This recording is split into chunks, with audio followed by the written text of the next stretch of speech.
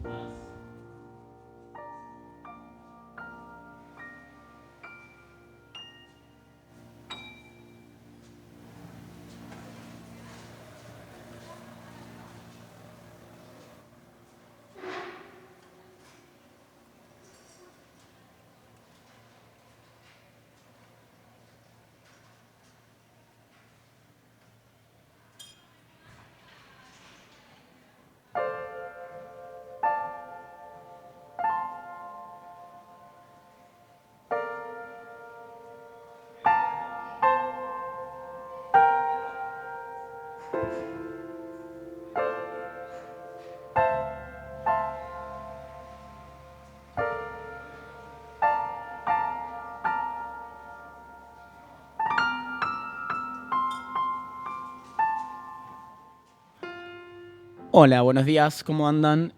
La historia también se escucha. Esto es La Otra Córdoba, donde nos juntamos para contar un poco esas historias que están siempre en la ciudad, que están siempre latentes, conocer un poco más de la ciudad y obviamente de su gente. Mi nombre es Nahuel Fernández Robea, profesor y licenciado en Historia, y voy a ser su conductor. Hoy me acompaña Federico Silvester, fundador, cofundador y miembro de La Calecita de la Historia, un espacio que rescata la memoria cordobesa desde hace varios años ya y que además tiene una fuerte presencia en las redes sociales. ¿Cómo anda, Fede? ¿Cómo estás? Hola Nahuel, ¿cómo andas? ¿Cómo les va a todos? Buen día, ¿cómo andan? Esto me parece muy importante porque cuando se crea este espacio, se crea un poco pensando en lo que hacen ustedes, inspirado un poco en eso de la calecita de la historia, de revivir, de revisitar, de poner un poco en profundidad lo que nos rodea, porque a fin de cuentas es nuestra ciudad y está bueno darle esa importancia. Contamos también con la música en vivo de Johnny Tango en el piano, que vamos a escuchar un poquito antes de arrancar con esta charla con Federico.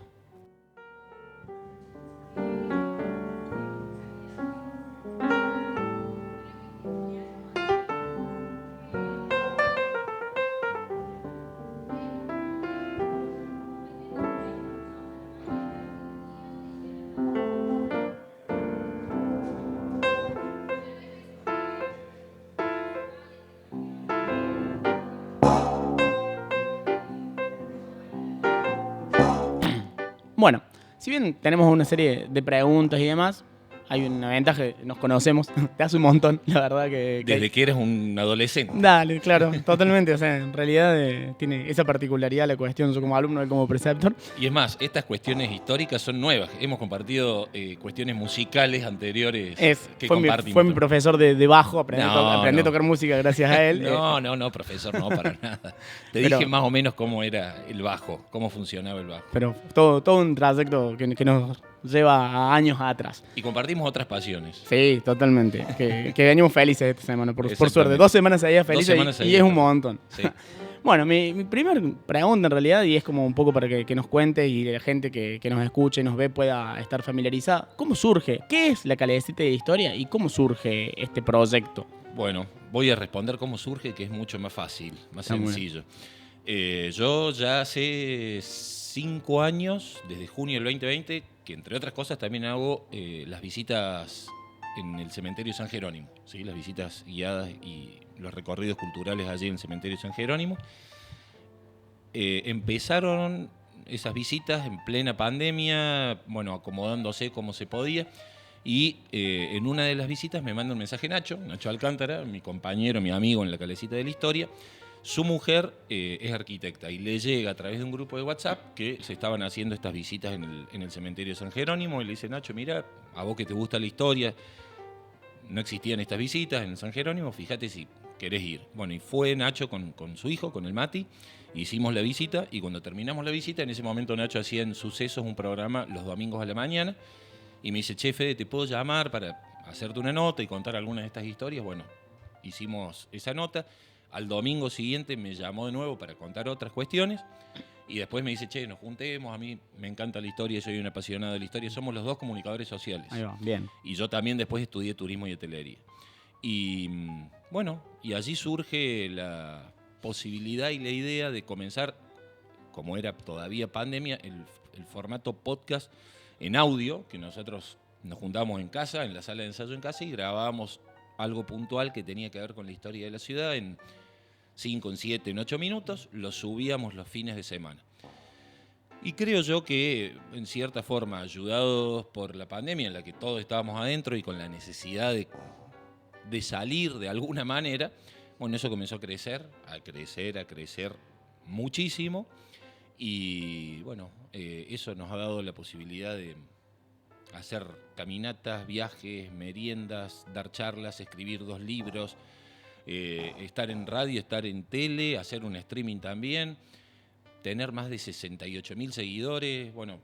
Sí, realmente, es fantástico. Pero sí. es increíble cuando las cosas fluyen de esa manera Uh-huh. y se dan en el momento que tienen que darse Sí. y explotan y van para adelante directamente. Totalmente. Fantástico. Y muy contentos, lógico, ¿no? Porque es algo que los dos disfrutamos, algo que nos gusta mucho a los dos y que, bueno, nos permite seguir descubriendo siempre. Por ahí nos dicen, pero no se les van a acabar, no se acaba esto.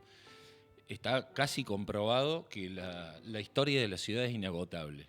Fantástico. ¿Y por qué el nombre Calecita de la Historia? Eso me parece muy atractivo el nombre, la verdad que está bueno ahí. Cuando nos juntábamos en casa a grabar, yo vivo en Alto Alberdi y Nacho vive saliendo hacia Altagracia. Entonces, para ir a mi casa, pasaba por la calle Cacheuta, que tiene un cantero en el medio, es una avenida doble mano, que tiene un cantero. Decime que es por la Calecita de la Cacheuta. Es por la calecita de la Cacheuta y, digamos, cuando pensábamos qué nombre ponerle, decíamos, bueno, no queríamos caer en la docta y sus historias, Don Jerónimo, y bueno, entonces dijimos, tiene que ser algo, como cada capítulo era algo breve de 7, de 8 minutos, es como la misma analogía de subir una calecita, dar un par de vueltas, escuchar una historia, te bajas y cuando subís escuchás otra.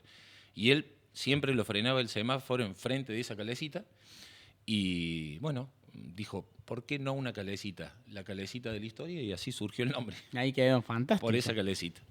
Bien, y bueno, esto lo dijiste vos, que Córdoba es una fuente inagotable de historias. ¿Qué es lo que la hace tan atractiva, para contar estas historias, para narrar sus historias? ¿Qué tiene de específico? O sea, si bien todas las ciudades tienen una connotación fuerte, pero ¿por qué Córdoba en particular y qué tiene que nos creo atrae? Que, a ver, hay varias aristas con las cuales se puede responder a esa pregunta.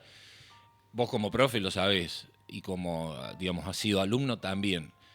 Desde el punto de vista académico, la historia de Córdoba se la ve, pero de manera muy breve y muy resumida, ¿sí? Cuando uno es alumno en la primaria, salvo en 4º grado, que por ahí ves Cerro Colorado, digamos, no hay un contenido desde lo académico ni en la primaria, en general en la secundaria, lógicamente ya en la universidad sí, ¿no? Pero que nos acerque o nos ponga sobre la mesa la historia de Córdoba. La historia del libro, de la fundación, de Jerónimo, de cómo se fue expandiendo la ciudad, y la otra, lo que nosotros le llamamos, una cosa es la historia y otra cosa son las historias de la ciudad. Entonces, bueno, poder mostrar y poder contar eso, que lo tenemos acá en la esquina, lo tenemos en esta confitería, lo tenemos en la plaza, lo tenemos en una placa en cualquier esquina de la ciudad, lo hace relativamente atractivo porque uno forma parte de esa ciudad. Y después, bueno, como una ciudad de 452 años, lógicamente, y con hechos fundacionales, no por el hecho de la fundación, sino fundacionales desde ese hecho hacia adelante, la reforma universitaria, el cordobazo, el establecimiento de las industrias pesadas, bueno, hace que también existan elementos que no se pueden gambetear. Claro, ¿sí? Están ahí. Son ineludibles. Sí, piden a gritos ser contados y mostrados. Claro. Bien, ¿y cómo eligen las historias? ¿O tienen un reservorio de temas y los van largando? ¿Cómo los van eligiendo? ¿Qué los lleva a elegir eso? Esa es un poco más compleja porque en un principio teníamos un bolillero de historias, digamos, ¿no? Entre comillas, un bolillero de donde íbamos sacando y íbamos hablando de eso, o íbamos contando eso. Y después, lo que nos pasa desde hace 2 años, un poquito más, es que la gente nos va aportando datos, nos va apellidos, nombres de calles, edificios, situaciones, momentos de la ciudad que cuando nosotros los sumamos a ese bolillero de historias que ya teníamos, bueno, se va completando el mapa. Entonces es, por un lado, sí, el manejo de mucha información, de mucho dato, pero bueno, a medida que lógicamente el proyecto fue creciendo, la gente nos fue aportando o nos va preguntando sobre esto, lugares puntuales o hechos puntuales. Y bueno, así es como también elegimos las temáticas y cómo definimos los libros de los capítulos en los libros. Bueno, es un conjunto de situaciones, es un conjunto. No hay, por suerte, no hay demasiado preestablecido. Llegó el momento de hablar de algo. Muchas veces son charlas que surgen de manera espontánea. Justo me salió en las redes ayer, creo que fue la de Ayrton Senna perdido en Barrio San Vicente. En Barrio San Vicente. Me pareció fantástico porque es algo que uno decís, ¿cómo construir en torno a esto? Un dato anecdótico y sacar un relato de ahí, eso me parece fantástico. Bueno, vamos a hacer un pequeño cortecito para escuchar a Johnny en vivo y en el bloque siguiente vamos a estar hablando sobre el lugar que nos hospeda. Vamos a estar hablando un poco sobre la Confitería Oriental y su historia.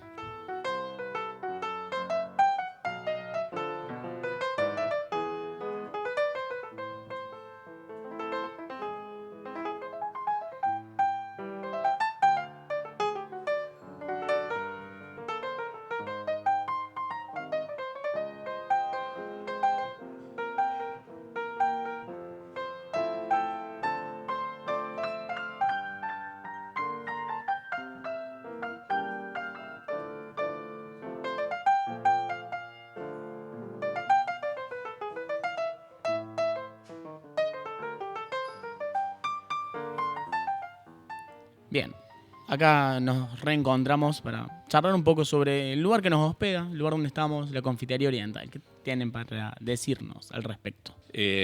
Bueno, como recién decíamos, ¿no? Una ciudad de 452 años, una de las actividades favoritas y de las instituciones son las confiterías, los cafés y los lugares donde la gente se reunía. Y en ese sentido, este lugar, no precisamente este lugar, sino esta confitería, la Oriental, es probablemente la más antigua de la ciudad. Es la más antigua, es la primera de la ciudad. Se toma como fecha de fundación el 1 de octubre del año 1863. Octubre del 1863. 1863. Recién veía, no sé dónde, que decía desde 1800. Claro, lo tenemos ahí en el cartel. Claro, exactamente, desde 1863. Era una sociedad integrada por un uruguayo llamado Carlos Barruti y un vasco llamado Ignacio Garayzábal. Bien. Y originalmente, los dos llegaron desde Uruguay en 1862, no perdieron tiempo, deciden fundar un bar, una confitería que estaba muy cerquita de aquí, estaba en 9 de Julio y San Martín, sobre la esquina sudeste, y bueno, desde ese momento se convierte en el punto de encuentro. Para hacer algún tipo de analogía de cómo estaba la ciudad en 1863, el casco histórico sí ya estaba desarrollado, el centro de lo que hoy es el centro de la ciudad ya estaba desarrollado. Por supuesto que no había ninguna construcción en altura, pero sí lo que hoy es la Plaza Fundacional, el Cabildo, la Catedral, lo que es la Manzana Jesuítica. Y la ciudad comenzaba de alguna forma a querer romper esos dos límites geográficos naturales que son el Arroyo de la Cañada y el río Suquía. No lo va a lograr hasta 5, 6 años, 7 años más tarde, cuando se funda Barrio General Paz en 1869, San Vicente en 1870. O sea, la ciudad todavía se circunscribía a las 70 manzanas fundacionales. Claro. Y por lo tanto, la confitería era un punto de encuentro, era un centro de reunión. esa sociedad duró aproximadamente 9, 10 años y se llamaba El Oriental, porque venían de Uruguay, Claro. y el fundador era un uruguayo. Entonces la República Oriental del Uruguay era o uruguayo o oriental. Bueno, después... Y estamos hablando de un Uruguay recién conformado, totalmente, reciente, o sea, nada... sí, muy chiquito todavía, Claro. institucionalmente. Y después, bueno, el uso en la calle de la lengua hace que pase a ser, como era la confitería, era una confitería, pasa a ser la oriental. Se va a ir trasladando siempre en esta zona, siempre en lo que hoy es la peatonal, siempre en lo que es el casco céntrico, pero por ejemplo, por la oriental pasaron figuras como Ramón J. Cárcano, ¿sí? Que era un habitué de este lugar, y se dice que incluso en Córdoba no había pomelos hasta que Ramón J. Cárcano pidió acá en la oriental un jugo de pomelo. Mira. Entonces hubo que salir A buscar pomelos.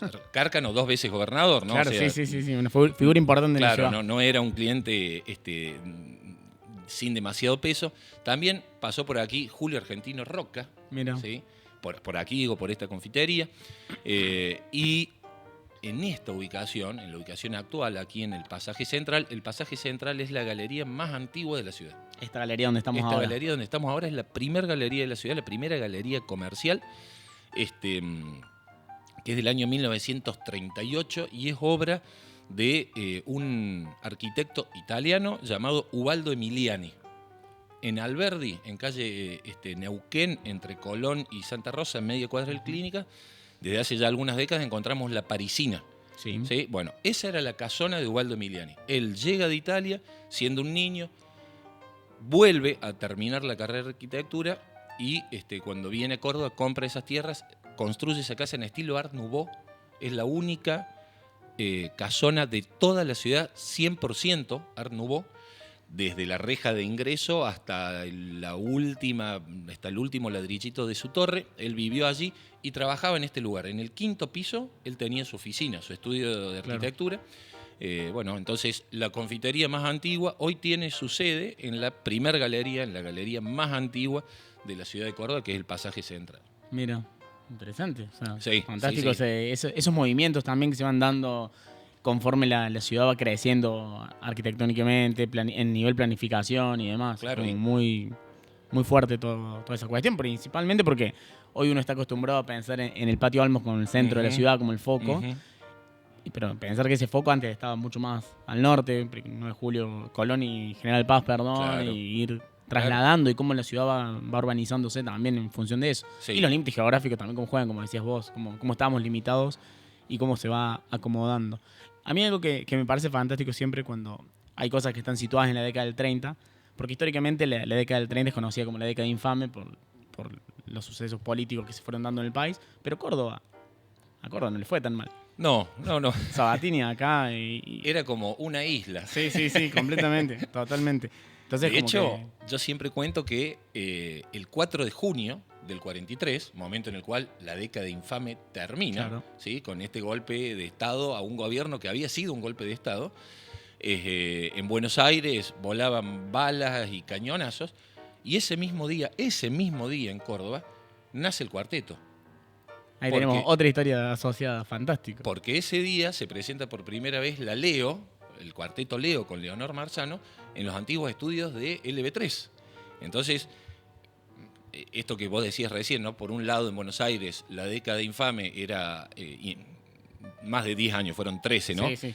Pero probablemente de los gobiernos más corruptos de la historia de nuestro país, y acá en Córdoba el día que terminaba, en contraposición a cómo allá era un día violento, acá nacía el Tunga Tunga. Acá estamos de fiesta, como que nos caracteriza siempre. Además, también está bueno esos paralelismos, porque además estamos tratando de validar, de revalorar también nuestra propia historia local y ver estas cosas nos pone también de vuelta en foco.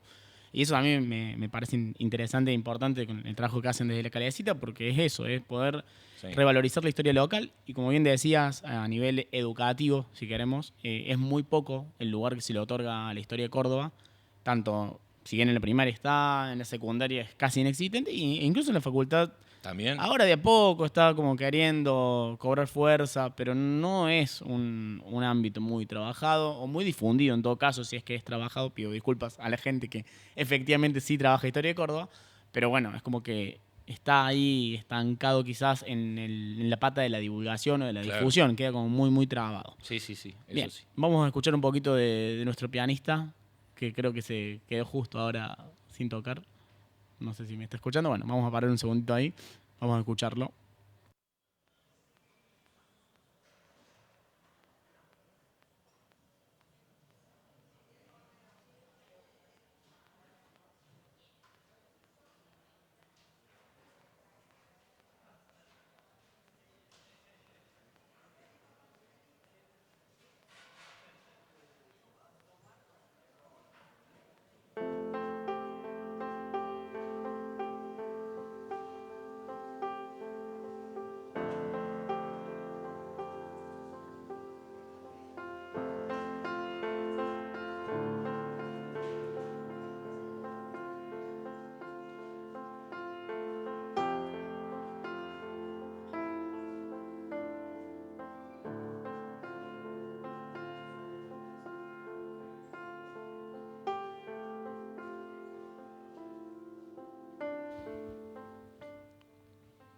Bien, acá seguimos con Federico Silvester de la Calecita de la Historia. Hay un tema interesante que justamente somos una streaming acá y es como una revolución quizá en estos últimos años. ¿Cómo se les dio a ustedes ese salto al stream? Porque están por el 12, si no me equivoco. Sí, esta noche Ahí a va. las 21:20 por el canal de YouTube de Canal 12 hacemos la calecita streaming con Nacho, obviamente, con Nacho Alcántara, y se suma Freddy Bustos. Hace un año y medio, un poquito más, desde la producción de Canal 12 nos invitaron al móvil de Seguimos para, bueno, contar un poco la historia de la calecita, de cómo habíamos empezado, habíamos sacado el libro, bueno. Y el móvil íbamos caminando por lo que es la Avenida Irigoyen, Palacio Ferreira, Dionisi, Palacio Minetti, Plaza España, Parque Sarmiento. Y Freddy, antes de empezar el móvil, nos dice, bueno, vamos a hablar de ustedes, cómo se conocieron, de lo que es la calecita. Primera pregunta, salimos al aire. Che, dice, ¿y esta zona era una zona de gente bien? ¿Quiénes vivían acá? Bueno, nunca hablamos de lo que habíamos pautado y empezamos a hablar de la historia del barrio, de la arquitectura, de por qué la avenida Irigoyen es la primera diagonal de la Plaza España. Bueno, y eso tuvo muchísima repercusión, muchísima repercusión, y ahí nos propusieron hacer una vez al mes el móvil en Seguimos. Y bueno, desde ese momento estamos haciendo una vez al mes, el tercer martes, los móviles.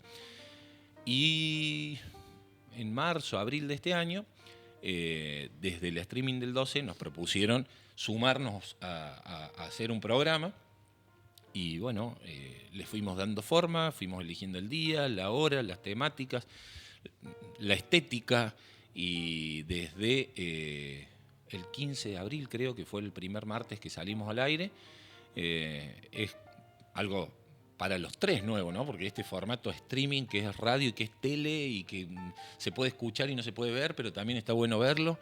Y que de a poco en Córdoba va teniendo cada vez mejor recepción. Desde abril hasta aquí, todos los martes hacemos el streaming por el canal de YouTube del 12. Así es, escapar un poco de ese porteñocentrismo cultural Ujú. quizá y darnos cuenta que nosotros también tenemos mucho para contar Uf, y sí, tenemos la posibilidad. O sea, se están dando estas posibilidades y está bueno poder aprovecharlas y que el público también las conozca y pueda consumirlas. O sea, resulte de interés para el público, obviamente. exactamente, que tengan contenido. Que tenga un contenido, Que que tenga tengan un contenido real. Sí. Esto que algo que me quedó cuando conocí por primera vez el espacio, la calecita de la historia, cuando van eligiendo las historias, algo que los haya sorprendido mucho, un edificio, una historia, un personaje, una calle, algo que ustedes digan, che, no puedo creer que esto pasó acá. Bueno, muchísimo, ¿no? Infinidad. Podemos hablar por barrio, podemos hablar acá en el centro, podemos hablar, como decías vos, de personalidades. A mí siempre me llama la atención cómo hay lugares, espacios o placas, que eso es lo que, digamos, les voy a comentar ahora, que pasan absolutamente inadvertidas y son casi un fantasma dentro de la ciudad. En Barrio General Paz, en la avenida 24 de septiembre y Jacinto Ríos. De un lado tenemos las Escuelas Pías y del otro lado hay una estación de servicio. ¿Sí? Una estación de servicio porque en esa estación de servicio quedaba la casa de un señor que se llamaba Enrique Marchesini, que Enrique Marchesini era, que con el tiempo todo esto se supo, un psicómetra. La psicometría es una rama de la psicología que está aceptada desde el año 1971 y dentro de esa rama está la parapsicología. La psicometría es una rama de la parapsicología. Bueno. Enrique Marchesini había nacido en Cosquín, tiene un accidente viajando hacia Altagracia cuando era niño. Nada grave, solo se quiebra una pierna. Bueno. Está como yo, pero a mí no me generó Claro, nada, no me salió ningún poder. Bueno, a lo mejor no sabes Vamos todavía. a esperar. Hay que esperar. Y como consecuencia de ese accidente, sufre un acortamiento en la columna vertebral a la altura de las cervicales y comienza a desarrollar, no digo un poder, pero sí la capacidad de prever o de anticipar algunas situaciones. ¿Sí? Eso es la psicometría. Por ejemplo, él iba a las escuelas pías al frente de su casa. Entonces, cuando el profesor Nahuel Fernández entregaba las evaluaciones de historia, decía Gómez, y Gómez se levantaba a buscar la evaluación, y Marchesini decía, Gómez, bárbaro, 9. Mira. Y llegaba y era un 9. O Gutiérrez, y él decía, no te fue tan bien, 4. Y llegaba y era un 4. Una prima suya sentía terribles dolores en su estómago y los médicos no daban en la tecla, y Enrique Marchesini dijo, lo que tiene la prima Isabel es apendicitis, solamente que el apéndice está invertido, está hacia atrás, y cuando lo operaron efectivamente estaba así. Bueno, él comienza a desarrollar cada vez más. Yo he hablado, está sepultado en el San Jerónimo Marchesini, ¿no? Con gente que tiene más de 65, 70 años, todos conocían a Enrique Marchesini, absolutamente todos, y me decían, mi mamá iba, mi tío, mi vecino, mi maestra, iban a Enrique Marchesini, filas enteras en su casa, ahí de Jacinto Ríos, el 24 de septiembre. Él podía, en esto sí tengo que ser muy preciso con las palabras, Marchesini nunca recetó, nunca trabajó sobre el cuerpo de las personas, solamente diagnosticaba, solo diagnosticaba. Bueno, y cada vez su fama se hizo mayor y había filas completas, cuadras de gente que iba a consultarlo. Podía diagnosticar incluso sin que la persona esté allí, Mira. a través de un sombrero, de un pañuelo, de un trazo de papel. Fantástico. Y un día se le presentan 3 hombres que llegaban del Ministerio de Salud de la Nación para cerrar ese lugar. Claramente. Y él se presentan en su oficina con una mentira, diciéndole que le dolía algo, que tenía un problema, y él dice, no, ustedes me están mintiendo. Ustedes están acá porque quieren desenmascarar esto y llevarme preso. Y estos hombres le dicen, no, realmente nos pasa, nos sucede esto. Y le dice, usted en su bolsillo tiene una carta que le escribió su esposa. El Marchesini a uno de los de hombres. estos 3, entonces le dice, ¿cómo lo sabe? ¿La tiene o no? Sí. ¿La leyó? No. Bueno, yo puedo leer, entre comillas, sin abrir la carta y decirle exactamente lo que dice. Y las personas le dijeron, señor Marchesini, si usted hace eso, nosotros le otorgamos un certificado y nunca más nadie vuelve a molestarlo. Le dieron la carta, Marchesini obviamente sin abrirla la tomó entre sus manos, la leyó y cuando la abrieron la carta decía exactamente eso. Fantástico. Y de esa forma Enrique Marchesini se convierte en el único argentino con la capacidad de diagnosticar sin haber pasado por la Facultad de Medicina. En esa estación de servicio, y esto es lo increíble, bien cordobés, ¿no?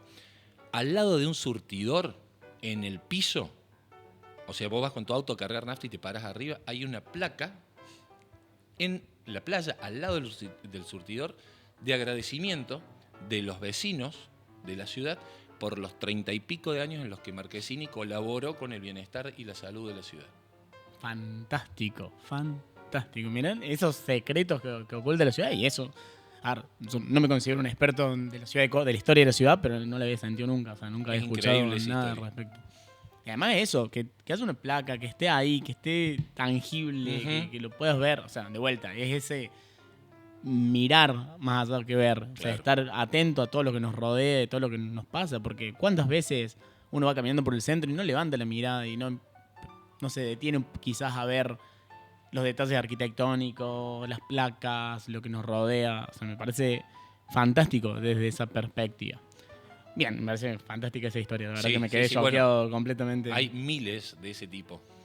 Y como para ir cerrando, si ya también te liberamos, que puedas elegir una historia que vos quieras, que quisieras. Si solamente pudiera quedar una sola historia subida, si Instagram mañana cambiara todas las reglas y dijeran solamente puede quedar un post por persona, por página, ¿cuál elegirías vos? Decir, este tiene que quedar sí o sí porque esto representa lo que es la calecita de la historia. Es buena esa. Qué difícil, qué difícil. A mí fue parecida la pregunta. Una vez me preguntaron quién sería el cordobés que resume la idiosincrasia, la forma de ser, el sentido del humor, la inteligencia de la ciudad de Córdoba. Y bueno, pensando unos segundos, yo creo que a mí me gusta mucho, esto también es muy subjetivo, ¿no? Pero a mí me gusta mucho y comparto muchísimo la forma de ser, de hablar, la inteligencia, la rapidez en la respuesta de Atilio López. Ah, muy Sí. buena esa. Y esa nos da para todo un capítulo incluso, si queremos hablar de eso. Totalmente. Atilio López, que fue vicegobernador, el vicegobernador de Obregón Cano, destituido, que también esto es muy cordobés, ni siquiera por un golpe militar, por un golpe policial, ¿sí? En el Cabildo de la ciudad en febrero del 74. Y Atilio era un cordobés de a pie con la capacidad intelectual de Deodoro Roca. ¿Sí? Es buena esa. Entonces, esa combinación, esa mezcla, para mí lo posiciona si hubiera que hacer una fórmula química y habría que tendríamos que mezclar todos los elementos que hacen de Córdoba representada en una persona, probablemente para mí, insisto, solo para mí, Atilio López tendría que Es muy buena un buen respuesta. resultado. Es muy buena esa. Bien, vamos a escuchar un poco a Johnny y para venir ya para el cierre de este programa.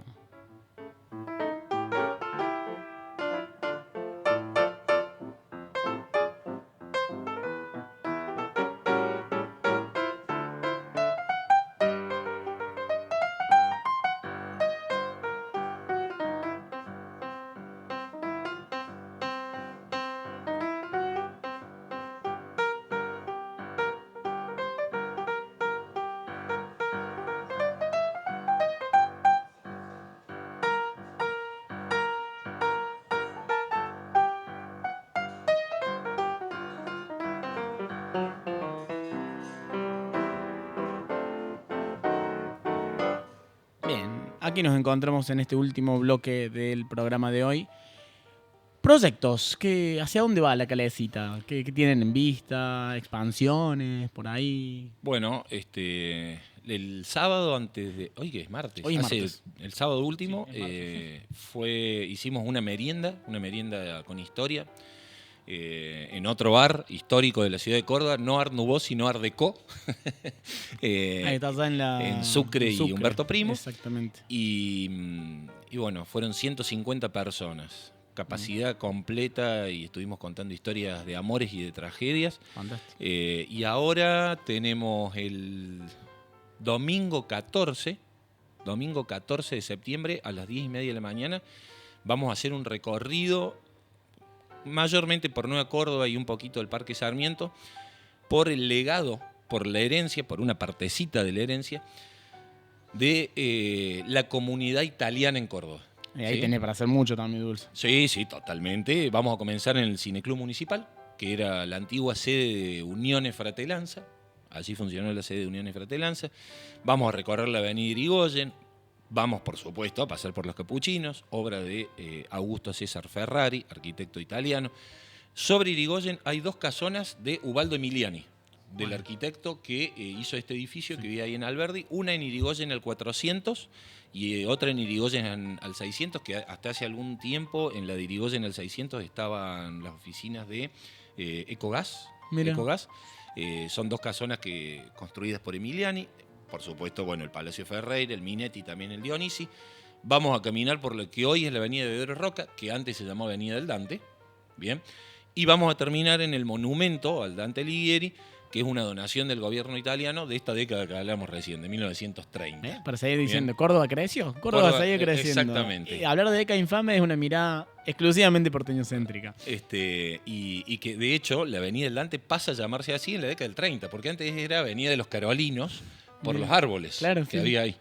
Eso va a ser el domingo 14 de septiembre, 10:30 de la mañana. Allí en el Instagram ya va a aparecer la publicación para que la gente se pueda inscribir. Y después, bueno, hacia fin de mes tenemos otra actividad que, bueno, es otro recorrido, pero todavía no tenemos la fecha. Y a fin de año sí vamos a cerrar el año el 12 de diciembre, falta bastante todavía. Queremos hacer también un par de viajes en octubre y en noviembre. Y a fin de año vamos a cerrar en el Centro Cultural Córdoba, allí en el Faro del Parque. Hermoso. Sí, con un evento en el que no solamente va a haber historia, sino que va a haber música y se va a llamar Historias Cantadas. Entonces, vamos a tomar algunas canciones de la ciudad de Córdoba, de todos los ritmos, del folclore, del cuarteto hasta del rock, y va a haber un coro que nos va a acompañar. Entonces nosotros vamos a contar la historia del autor, vamos a contar la historia de esa canción, lo que representa, lo que significa, y después el coro la va a interpretar. Fantástico. Sí. Uno dice, falta mucho, pero parpadeamos y ya estamos en Navidad. Sí, tal cual. No sé qué leía, que era 25 de agosto, a 4 meses de Navidad. Ya estamos cerrando el año en este último tirón. Bien. ¿Y otras ciudades han tratado de exportar el proyecto? ¿Les ha surgido? ¿Les han preguntado? Sí. Digamos, no como Calecita Entre Ríos, digamos. Claro, no versión... La Pampa. Claro. Pero sí hemos ido a diferentes ciudades y localidades del interior de Córdoba a presentar el libro, a contar algunas historias de esta ciudad vinculadas con esa otra ciudad y bueno, nos viven, a ver, de malagueño, de Oncativo, de San Francisco de Cosquín, siempre tenemos contactos y nos llaman y bueno, nos proponen ir y contar y mostrar lo que hacemos. Fantástico.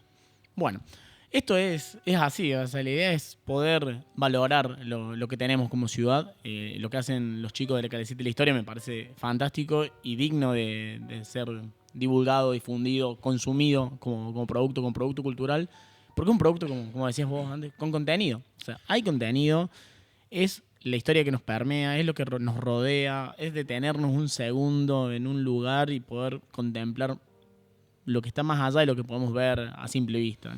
A mí, mira, esa palabra, perdón, ¿no? Es clave porque una vez en un asado, un amigo charlando cuando la Calecita comenzaba a crecer, me dice, lo que pasa es que el contenido siempre manda. Es bueno. Y entonces yo le digo, pará, ¿cómo? Me dice, vos podés hacer un streaming, un canal de YouTube, una cuenta de Instagram, pero se agota si el contenido no manda. Y dice, y ustedes tienen contenido permanentemente. Y siempre hecho con respeto, habrá gente que le guste más, gente que le guste menos, gente que cuestione, gente que acepte, que felicite o que critique, pero eso es así por la exposición, siempre. Y hay que también convivir con eso. Pero mientras uno lo haga con respeto y tenga contenido, al menos tenemos la tranquilidad de que estamos por el buen camino. Nos equivocaremos y acertaremos, como a todos nos pasa en la vida. Fantástico. Sí, totalmente. Es muy buena la frase, la verdad. Sí, el contenido siempre manda. El contenido siempre manda. Hay que aplicarlo. Es muy bueno. Bien, esto fue El Otro Córdoba. Hoy descubrimos un poco más de los rincones de la ciudad y su gente. Agradecemos a Federico Silvester por haber venido, por haber querido venir y contarnos todas estas historias. A toda la gente que hace posible este programa, a Lucre y la gente detrás de cámara que la verdad que le pone el pecho todo el tiempo. Muchas gracias. Nos encontramos en el Paseo del Oriental el 9 de julio 37.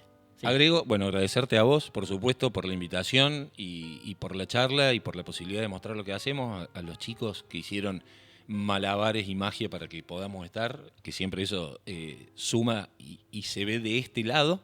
Y al bisnieto, tenemos acá el bisnieto el fundador del Oriental, que vino a ver en vivo esta partecita de la historia de la ciudad también. Espectacular. Nos vemos la próxima. Muchas gracias. Y los dejamos con un poco de música de Johnny Tango.